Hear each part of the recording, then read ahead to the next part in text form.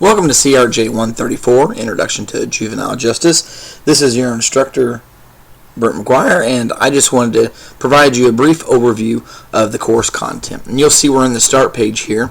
If you go up to the top tab and click on course content, we'll get into everything that we need here.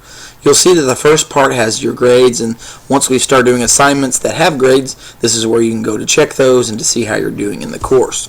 There's also an introduction video. Hopefully you've already checked that out, a brief overview of the course. One of the most important things to do, especially during the first week, is the important read this first folder. And you'll want to go in there and take a look at all these different things.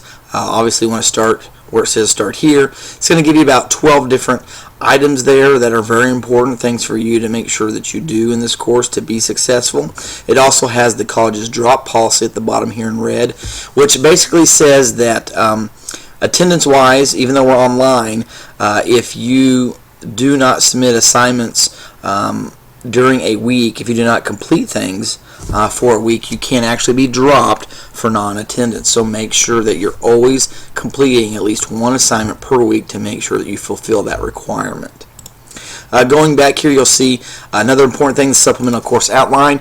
In fact, during this first week, this is like your mission number one, to make sure that you go in and read this PDF version of the supplemental course outline, which is basically different participation requirements, classroom policies, the different assignments, everything that I'm going to expect of you, as well as everything you can expect from me. I've also got the course schedule, which gives you a week-by-week breakdown of the topics and the chapters and the different activities and due dates associated with each. You'll also know that I have a PowerPoint version of that you can download, and there's actually even a course outline video that you can watch regarding that. So make sure you check all that out, because there is a supplemental course outline quiz during the first week. You'll also see a thing for tips for success. Make sure you check that out. If you want to know more about me, click on the About the Instructor. It has a little bit more information about who I am and what I did prior to being an instructor.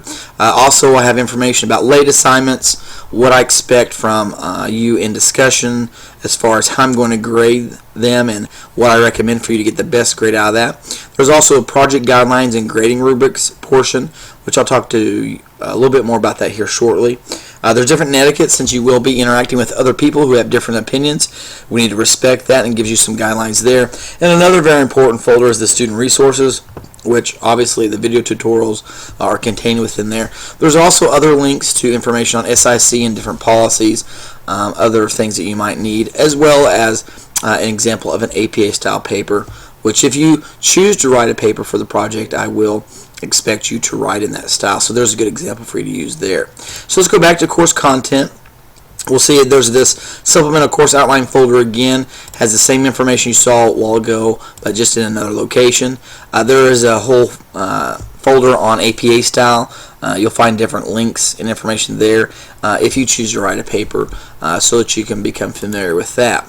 And then we get into, there's some resources as well here.